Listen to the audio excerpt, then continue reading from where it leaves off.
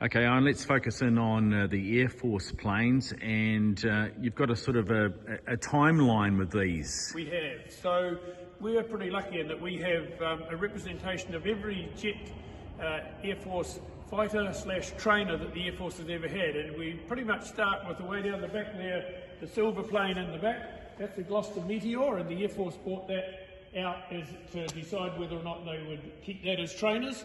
They decided not to. They decided to go with the Vampire, and around this way we have the twin-seater Vampire here, NZ5707. So we have one of those. We actually have another Vampire as well. We have two of them. And then they moved on to, after the training on that one, they moved on to this fella here, which is our Strike Master. We haven't had that very long. It came to us from courtesy of the Air Force a wee while ago. And then from the Strike Master we sneak away around to this other side, and that makes it a bit difficult for you, Hoops. But way over under that big yellow frame there is an Air Mackie, and that was a twin-seater trainer that the Air Force had. And at the same time that they had their Air Mackie twin-seater trainer, they had this big fella here that sits right in the middle of probably a pride of place, our Skyhawk, NZ6404.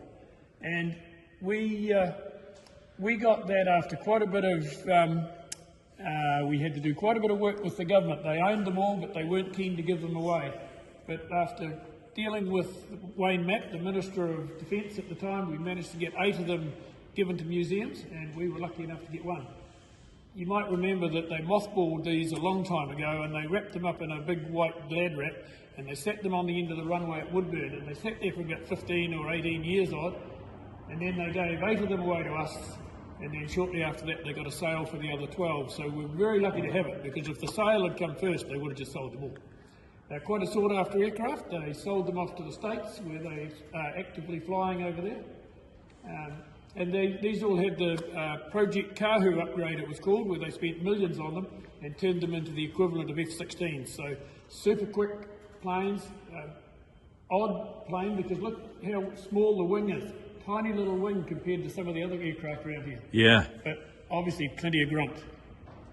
So yeah, that's probably, people should come out and touch this plane, because it will have swallowed up a few of their tax dollars, there is no doubt about that. The size of the wings, does that mean it's more agile in the air, or?